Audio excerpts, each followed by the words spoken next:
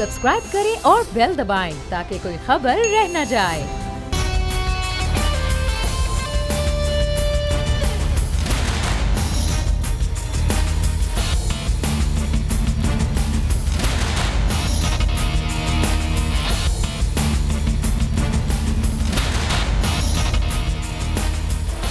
अस्सलामुअलैकुम। The special report with Mudassar Iqbal के साथ हाजिर खिदमत है। नाज़रीन, कराची में इस वक्त सियासत हो रही है और सियासत किस पर हो रही है?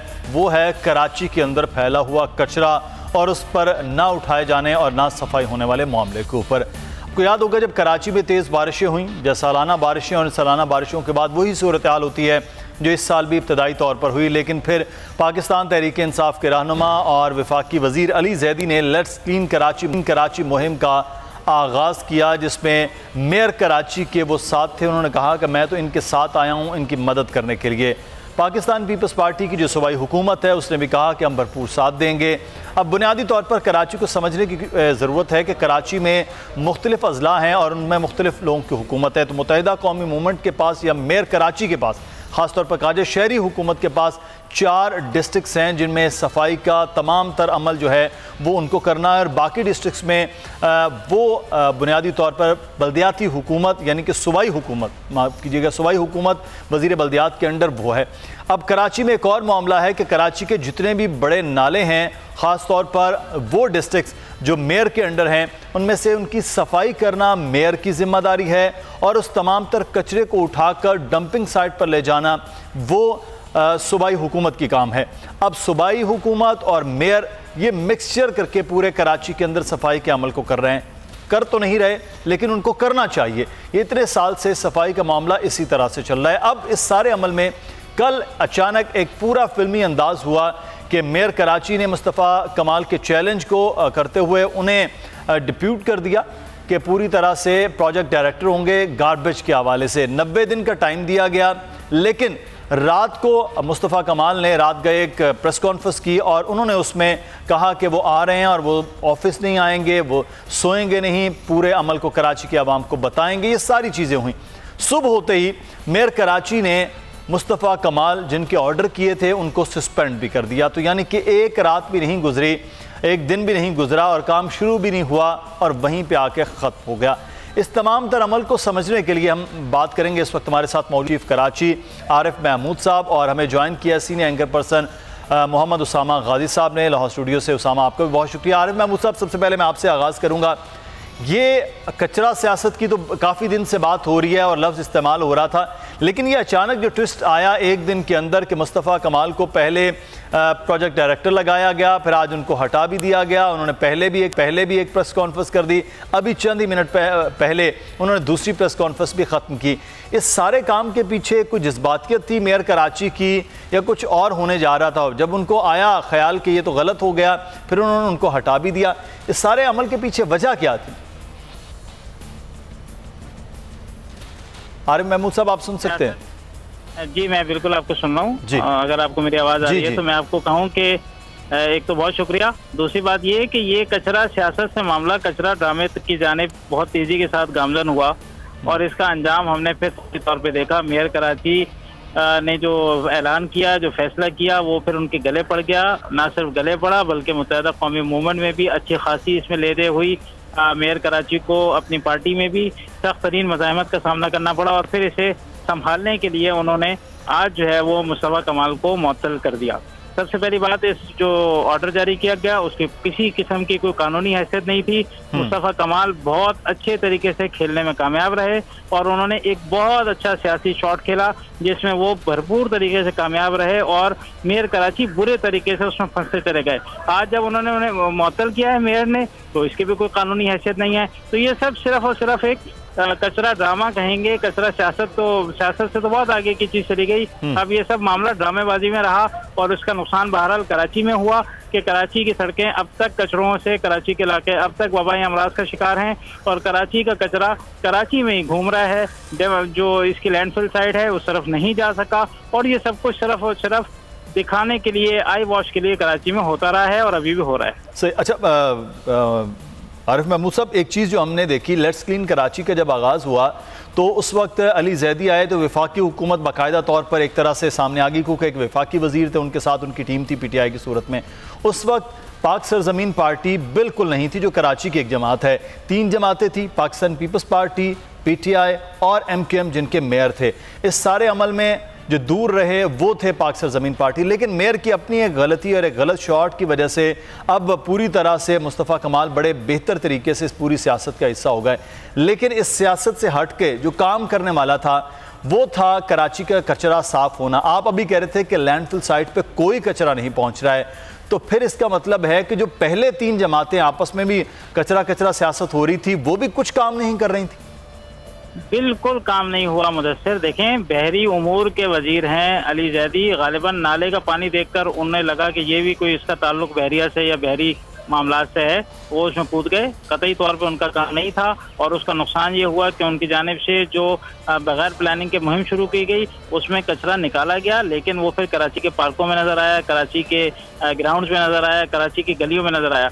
तो वो तो उल्टा उसने और ज्यादा मसाइल पैदा किए। फिर बारिश हो गई और आज रात से फिर बारिश का एक सिलसिला शुरू होना है, जिसके बाद आप अंदाजा लगा सकते हैं कि कराची, इस वक्त आप अस्पतालों में जाएं, कराची में वबाई अमराज के मरीजों से अस्पताल भरे हुए हैं। बच्चों के पेट खराब हैं, बच्चे जो हैं वो हैजे के और दीगर मसाइल के शिकार हैं।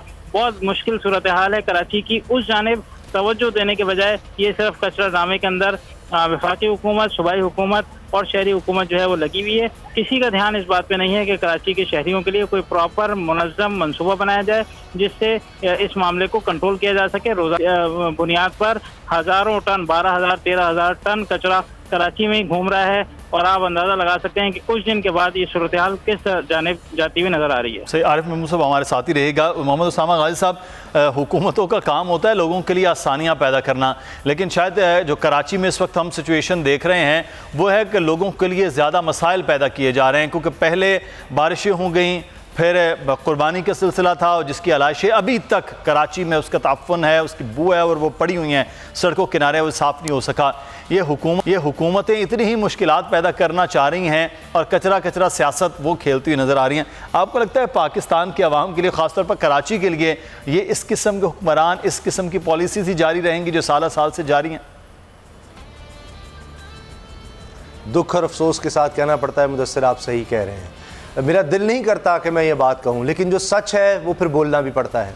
कराची को हमने कभी अपनाया ही नहीं। आप यकीन करें, आप पुरानी तस्वीरें देखें मुदस्सिर, आप कराची में हैं, कराची में रह रहे हैं, आप देखिए ज़रा पुरानी तस्वीरें आपसे 30-40 साल पहले की। रश्क होता है, आपको फॉरेनर्स नज़र आएंगे। क्या खूबसूरत कराची, क्या फ़ज़ा है, क्या मकामात हैं। हर तरह से कराची, हमने बचपन में सुना मुदस्सिर के गरीब परवर शहर, पूरे पाकिस्तान से क्या दुनिया भर से एक वक्त था कि सऊदी अरब से भी लोग यहाँ पर आते थे सीज़न में कि जनाब यहाँ पर कोई रोज़गार मिल जाएगा। तो ये कहीं पर अगर किसी को कोई तंगी है पूरे पाकिस्तान में, खत्ते में, जनाब कराची आ जाए।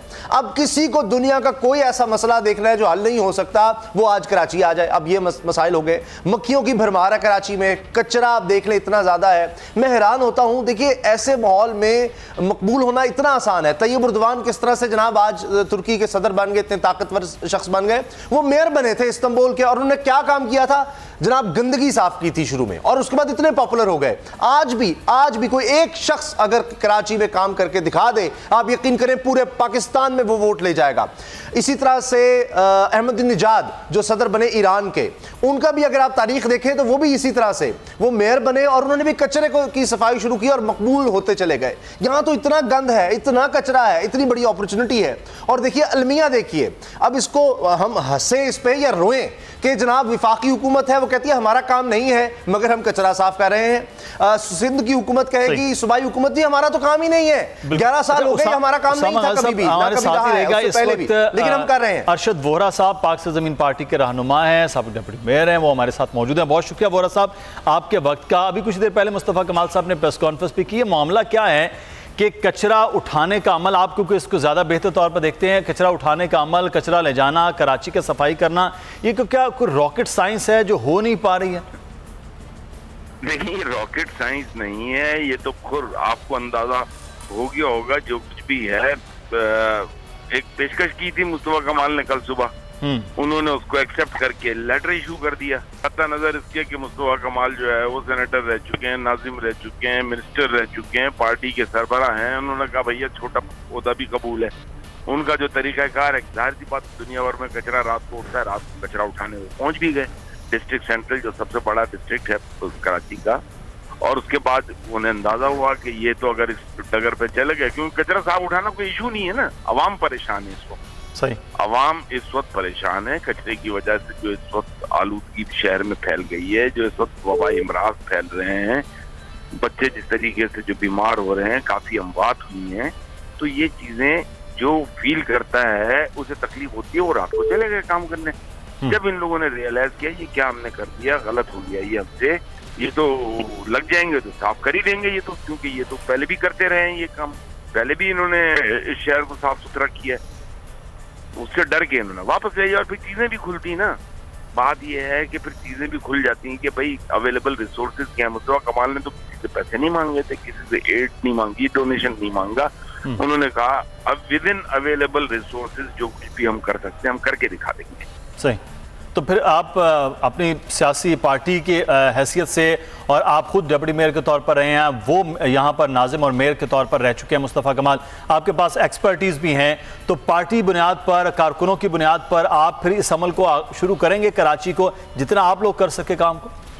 देखें, कारकुन और सारी मशीनरी, सारा कुछ जो कुछ भी है, हमारे तो सब कुछ तैयार था, सही, ठीक है ना। अब अगर हम किसी के पैरेलल उतरना जो है वो एक तरह से अगर देखा जाए तो वो टेक्निकली भी पॉसिबल नहीं होगा।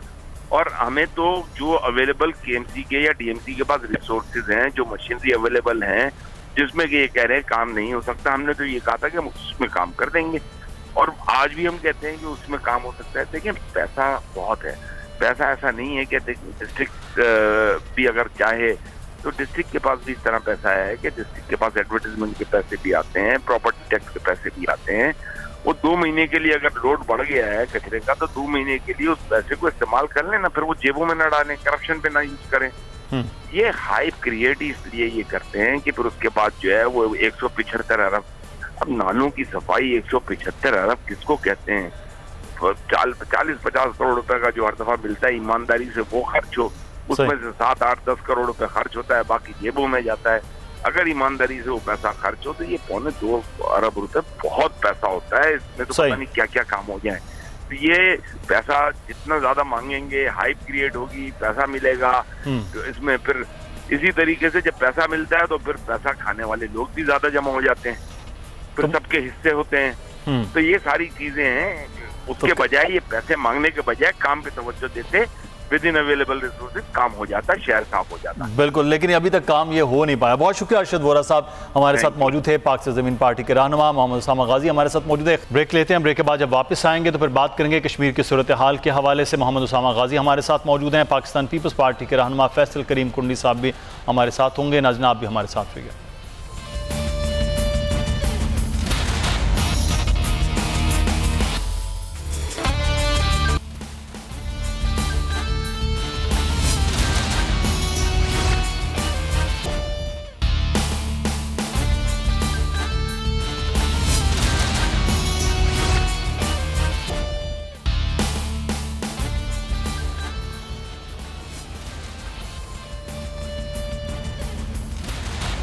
ब्रेक के बाद आपको खुशामदीद कहते हैं। कश्मीर की सूरत हाल के हवाले से बात हो तो 23 रोज़ गुजर गए, कर्फ्यू नाफिज है और लोगों के लिए ज़िंदगी अजीरन हो चुकी है। गुज़श्ता रोज़ वज़ीर आज़म पाकिस्तान इमरान खान ने भी खिताब किया और कश्मीर के मामले के हवाले से कौम को एतमाद में लिया। उनके खिताब के हवाले से दोनों तरह की राय आ रही है कि बहुत अच्छा पाकिस्तान जो इस वक्त सफारती सतह पर मामलात को लेकर चल रहा है और जो वज़ीर आज़म पाकिस्तान ने कुछ स्टांस लिए हैं वो, और कुछ की जानिब से कहा गया कि सख्त स्टांस लेने की ज़रूरत है और जो फ़िज़ाई हुदूद अब तक जो खुली है उसको भी अब बंद कर देना चाहिए। तमाम तर सूरत हाल पर बात करेंगे। मोहम्मद उसामा गाजी साहब हमारे साथ मौजूद हैं और कुछ ही देर में हमें फैसल करीम कुंडी साहब भी ज्वाइन करें। उसामा गाजी साहब, मैं आपसे यह कश्मीर की इस वक्त मौजूदा सूरत हाल, वज़ीर आज़म का कल का स्टैंस और पाकिस्तान की सफारती कोशिशें ख़ास तौर पर, लेकिन भारत के कल की जो मुलाकात अमरीकी सदर से बड़ा वाज़ेह उन्होंने दो टोक बात कर दी कि बायलैटरल मामला है और इसको हम उसी तरह से देखेंगे। अमेरिका ने कहा कि अगर आपका ये बायलैटरल तो अब तक हो जाना चाहिए हल, लेकिन बहरहाल वो सालिसी कबूल नहीं कर रहे, कर्फ्यू उठा नहीं रहे हैं। पूरी दुनिया में अब बात भी हो रही है कश्मीर की सूरत हाल के हवाले से, लेकिन अभी तक हालात कश्मीर के अंदर नहीं बदल पाए। देखिए, अभी मेरी बात हो रही थी एक बहुत बड़े इकोनॉमिस्ट से, वो भी मुझे बता रहे थे कि भारत की इकॉनमी का बुरा हाल है और उन्होंने इकॉनमी अपनी झूठ पर कायम की हुई थी, और आप देखिएगा कि ये मसला कश्मीर की वजह से उनकी इकॉनमी और ज़्यादा सफ़र करेगी, बहुत ज़्यादा मुश्किलात हैं। मोदी साहब का मसला ये है कि वो झूठ के अलावा उनको कुछ आता ही नहीं है। अब ये जो बायलैटरल इशू की उन्होंने बात की, शिमला माहिदा देख लें, उसमें यही था कि कश्मीर की जहाँ तक बात है तो दोनों मिलकर अगर मसला हल करते हैं तो उसमें कोई भी पोजीशन चेंज नहीं करेगा, कुछ भी नहीं बदला जाएगा, मुशावरत वगैरह और मसाइल जितने भी हैं बैठ कर हल किए जाएंगे। वो तो उन्होंने ख़त्म कर दिया 370 लाख का खात्मा करके। फिर उसके बाद आप देखें यूएन वाला मामला भी ख़त्म हो गया, उन्होंने तो किसी भी मुआहदे की कोई पासदारी नहीं की, सब कुछ बदल के रख दिया।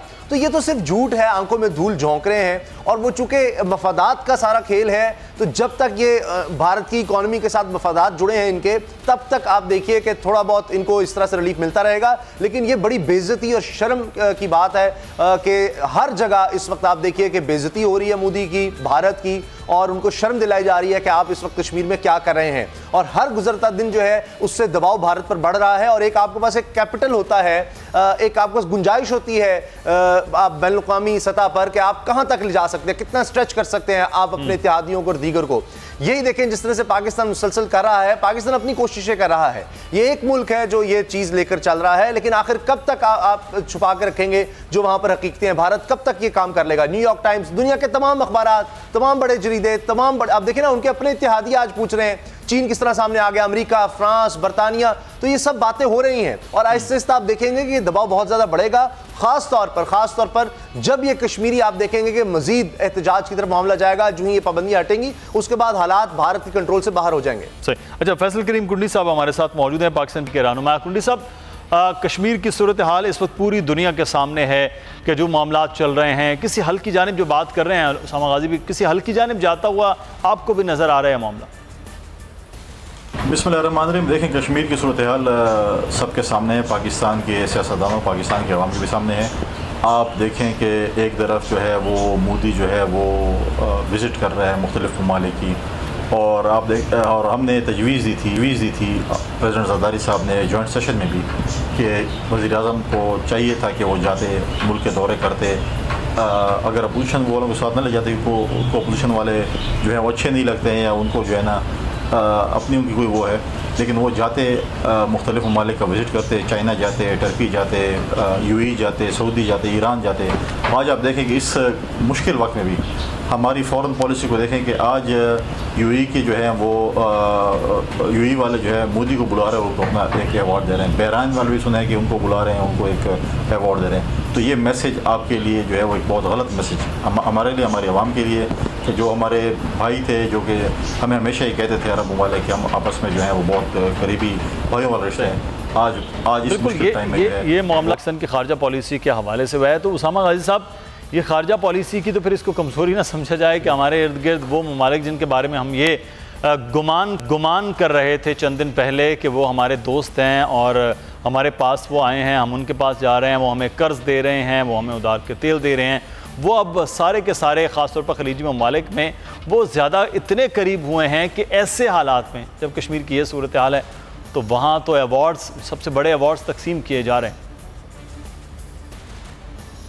बड़ा दुख होता है, दिल खून के आंसू रोता है, लेकिन देखिए इससे आपको हकीकत आशनाई भी मिल जाती है। हमें फिर अब ये पता होना चाहिए कि खुदा न खास्ता अल्लाह ना करे कि अगर कोई मुश्किल वक्त आता है पाकिस्तान पर, अगर भारत पाकिस्तान पर जिस तरह पहले भी उसने हमला करने की कोशिश की, तो ऐसे वक्त में फिर कौन हमारे साथ होगा? आज आप सोच लें कि इनमें से कोई नहीं होगा, मुदस्सिर, कोई नहीं होगा। इसीलिए आपको अपने पैरों पर खुद खड़ा होना है। मैंने कल भी अपने प्रोग्राम में कहा था मुदस्सिर कि जब आप किसी के आगे हाथ फैलाते हैं ना, तो वो हाथ उस पर उठा नहीं सकते आप। फिर जब आप जगह जगह जाकर कहेंगे कि मेरी मदद करो, मेरी मदद करो, हम दिवालियापन के करीब हैं, और वो आपको पैसे देंगे, उसके बाद आप उनसे क्या तवक्को रखते हैं कि आप उन पर रौब जमाएंगे कि जनाब आप अपने मफादात छोड़ दें? ये मफादात का खेल है। वो किस्से जो हमने जो हकीकतें वो देखी थी सरकार दो आलम सल्लल्लाहु अलैहि वसल्लम के दौर में, बचपन में भी पढ़ा था, वो जब आता है तो रोंगटे खड़े हो जाते हैं कि एक शहीद हो रहा है, एक मुसलमान, तो वो कहता है कि आगे से आवाज़ आ रही है पानी पिलाने की, उधर जाओ। वो दूसरे के पास जाता है तो वो कहता है तीसरे से आवाज आ रही है, पहले उसको पानी पिलाओ, और फिर वो तीसरे पर पहुंचता है तो वो शहीद, फिर वापस आता है तो दूसरा भी और पहला भी शहीद हो गया। हमें तो ये सिखाया गया था कि मुसलमान एक जिस्म की तरह है, हमारा तो पैगाम यह है। लेकिन आज आप देख लें ये हुक्मरान कहाँ हैं, हुक्मरानों के मफादात हैं, पैसा दौलत एक अलग मजहब बन चुका है इस वक्त, ये पैसा एक अलग मजहब है। उनके मफादात अगर भारत के साथ हैं तो छोड़ दें, फलस्तीन में क्या हो रहा है, बर्मा में क्या हो रहा है, कश्मीर में क्या हो रहा है, वो कटते रहें, वो मरते रहें, लेकिन हुक्मरानों को कोई फर्क नहीं पड़ता जब तक उनकी अपनी औलादें, उनका अपना पैसा, ये सब महफूज है। ये अलमिया है और इस हकीकत को हमें समझना होगा। और अगर हमने किसी भी मुसलमान का मुकदमा लड़ना है तो हमें खुद मजबूत होना होगा, पाकिस्तान को माशी तौर पर एक मजबूत मुल्क बनना होगा। बिल्कुल, ये तो एक ओवरऑल हम बात कर रहे हैं कि मुस्लिम उम्मा का जो एक पूरे का पूरा मामला चलता रहा है उस, लेकिन पाकिस्तान के अंदर भी ये सूरत हाल है। फैसल करीम कुंडी साहब, यकजहती ख़ास तौर पर कश्मीर के मामले पर तमाम सियासी जमातों ने कहा कि वो हुकूमत के साथ है, आपकी जमात ने भी ये ऐलान किया, लेकिन खान साहब पर तनकीद भी आप कर रहे हैं। कश्मीर कॉज को आप नहीं समझते कि इस तमाम तर अमल से नुकसान होगा? क्या आपकी जमात भी इस सारे इशू के ऊपर, अब बिलावल साहब भी तकरीर कर रहे हैं तो कश्मीर के मुकदमे के हवाले से जो बातें कर रहे हैं, तो ये पॉइंट स्कोरिंग नहीं होगी? देखिए, हमने जॉइंट सेशन में भी अगर आप देखें कि पाकिस्तान पीपल्स पार्टी की लीडरशिप ने वहाँ पर जो तकरीरें की और हमेशा हमने कहा कि सियासत अपनी जगह पे, और जब पाकिस्तान की सलामती की बात आएगी, पाकिस्तान के हवाले से बात होगी तो पाकिस्तान पीपल्स पार्टी सबसे आगे होगी। सही। और आप देखें कि हमने अपनी स्पीचेज़ में, हमारी लीडरशिप ने पार्लियामेंट की स्पीचेज़ में, पार्लियामेंट से बाहर की स्पीचेज़ में भी उन्होंने कहा कि हम कश्मीर के इशू पे जो है हम अपनी मुसल्लह अफवाज के साथ खड़े हैं, और कश्मीर एक ऐसा इशू है जिसपे पाकिस्तान पीपल्स पार्टी का मौक़िफ़ जो है बिल्कुल क्लियर है। लेकिन जिस तरीके से खान साहब का रवैया है, अगर खान साहब अपने इस रवैये से कश्मीर पे सियासत करना चाहते हैं तो वो गलत है। आप मुझे संजीदगी बताएं कश्मीर के हवाले से। पिछले दिनों PTV पे एक हमारे मीडिया के दोस्त ने जो कि वॉइस ऑफ अमेरिका के लिए भी काम करते हैं, उन्होंने कश्मीर अफेयर के वज़ीर के मुतालिक बताया कि वो हमें इंटरव्यू देने के लिए भी तैयार नहीं है। हमें टाइम दें, हम जब से चले गए, ये गेती पे हमें मिले वहाँ पर, उधर हमने कहा कि हमें साइड पे टाइम दे दें कश्मीर के हवाले से, वो उधर जो है ना गायब हो गए। तो ये तो कश्मीर की सीरियसनेस का बात है। कलभूषण पे सवाल होता है वज़ीर साहब से, तो उसको ये पता नहीं है कलभूषण पाकिस्तान में या पाकिस्तान से बाहर है। तो ये संजीदगी आप कश्मीर के हवाले से इस हुकूमत की देख लें। उसके बाद प्राइम मिनिस्टर की संजीदगी देखें कि उन्होंने क्या संजीदगी का इज़हार किया। तो इस किस्म के रवैये अगर होंगे तो आप अपोजिशन से क्या हो रहे हैं। यहाँ पर कश्मीर का इशू है, इनको पढ़िए कि हम अपोजिशन वाले तमाम लोगों को जेल में डाल दें। भाई आप कश्मीर का इशू गुजरने दें, आप हम सबको जेल में डाल दें, जेल जाने को तैयार हैं। लेकिन क्या आप इससे मुल्क को ठीक कर सकते हैं? अगर आप मुल्क को ठीक कर सकते हैं, हम जेल जाने को तैयार हैं, लेकिन उसके बावजूद भी आप में इतनी अहलियत नहीं है कि आप इस मुल्क को ठीक कर सकें। पहली बात तो ये है कि आप अब ये पता नहीं है कि मुल्क चला कौन रहा है, इनके तो पता ही नहीं है कि ये क्या बयानात ये दे रहे हैं। तो ये चीज़ें जो है, ये खुद आप हुकूमत का रवैया देख लें, फिर आप अपोजिशन से कहें कि आपने ये बात की। क्या वज़ीर-ए-आज़म ने APC बुलाई? क्या वज़ीर-ए-आज़म ने APC बुलाकर तमाम सियासी जमातों को इकट्ठा किया? नहीं किया।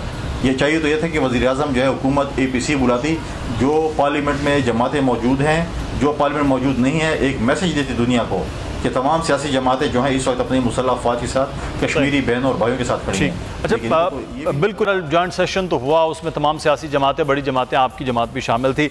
अब कुछ सियासी सूरत हाल के हवाले से कुंडी साहब मैं आपसे बात कर लेता हूँ। बिलावल भुट्टो साहब कह रहे हैं कि अपोजिशन को दीवार से लगाने की कोशिश हो रही है, हुकूमत कह रही है एहतसाब के अमल से हमारा कोई ताल्लुक़ नहीं है, तो आप हुकूमत को क्यों जिम्मेदार ठहराते हैं इस सारे अमल के जो आपके खिलाफ कार्रवाइयाँ हो रही?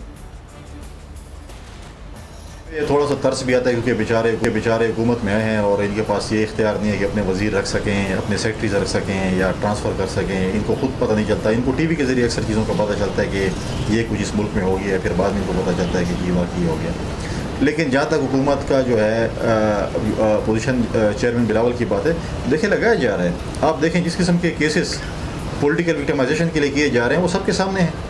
मैं आपको मिसाल देता हूँ कि देखें, पाकिस्तान पीपल्स पार्टी खैबर पख्तूनख्वा ने BRT के हवाले से नैब के चेयरमैन के सामने एक दरख्वास्त रखी, बाय हैंड डिलीवर की, उसका रिकॉर्ड मेरे पास आज भी तस्वीर की शक्ल में मौजूद है। और चेयरमैन नैब ने यह वादा किया था कि मैं हर बार पढ़ के और इस पर मैं एक्शन लूँगा और आपको मैं बताऊँगा। कितने महीने हो गए हैं, सिर्फ वो 2 या 3 सफ़ों का मैक्सिमम वो पेपर था। आज तक चेयरमैन साहब को ये तौफीक नहीं हुई कि वो पेपर पढ़ लेते और हमें जवाब दे देते कि ये मैंने रद्दी की टोकरी में फेंक दी है, या मैं मजबूर हूँ, मैं PTI के ख़िलाफ़ एक्शन नहीं ले सकता हूँ क्योंकि हुकूमत में है, मेरी कोई मजबूरी है। वो भी नहीं बता सके और उससे मैं कोई जवाब भी नहीं दे सके।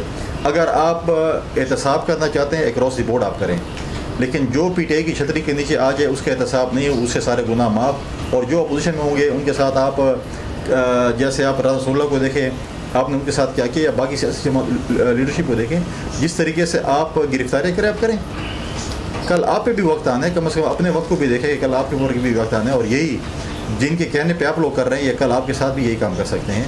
ये हमें पता है कि हुकूमत का इसमें कोई हाथ नहीं है, पॉलिटिकल वो नहीं है, लेकिन अच्छा, मैं प्रोग्राम से ख़त्म होने से पहले उसामा गाजी साहब मौलाना फजलुर रहमान साहब ने भी अक्टूबर का कहा है, आज भी हो जा नहीं पाए हैं अपनी कमर दर्द के हवाले से, शहबाज शरीफ भी। तो अब जो इत्तेहाद, अपोजिशन, APC, ये तमाम तर चीज़ें, आपको इसका मुस्तकबिल क्या लग रहा है? कुछ नहीं होगा मुदस्सिर, ये इन चिरागों में अब वो नहीं है कि ये इस तरह से किसी को जला सकें।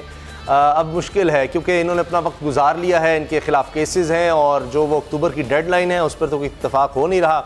और मुझे लगता है कि मौलाना साहब अकेले निकल पाएंगे, कोशिश ज़रूर करेंगे, वो धमका भी रहे हैं अपोजिशन को, लेकिन अपोजिशन उनके साथ नहीं आएगी और अकेले वो कुछ नहीं कर सकेंगे। इस वक्त पूरी कौम का जो फोकस है वो कश्मीर पर हो चुका है और मेरा नहीं ख्याल कि अब मौलाना साहब के लिए लोग निकलेंगे, अपने लोगों को वो निकाल लेंगे मगर वो सस्टेन नहीं कर सकेंगे। तो मुझे नहीं लगता कि हुकूमत को किसी भी तरह से मौलाना फजलुर रहमान से या APC से कोई ख़तरा है, क्योंकि पहले दिन से देख ले मौलाना साहब हर सतह पर नाकाम होते नज़र आ रहे हैं।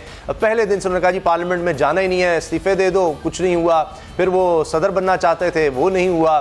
तो जहाँ जहाँ भी वो कुछ करना चाहते थे मुसलसल नाकामी नज़र आ रही है। तो आगे भी मुझे उनके लिए कुछ अच्छा, कुछ बेहतर होता नज़र नहीं आ रहा। बहुत शुक्रिया। मोहम्मद उसामा गाजी साहब कह रहे हैं कि अब अगला आने वाला वक्त जो है वो कुछ बेहतरी के नज़र नहीं आ रहा, ख़ासतौर पर जो मौलाना फजलुर रहमान ने अपना पूरा प्लान बनाया है। फैसल करीम कुंडी साहब, आपका बहुत शुक्रिया, हमारे साथ मौजूद थे। पाकिस्तान पीपल्स पार्टी के रहनुमा मुदस्सिर इकबाल को प्रोग्राम से इजाज़त दीजिए, कल फिर हाजिर होंगे। अल्लाह हाफ़िज़।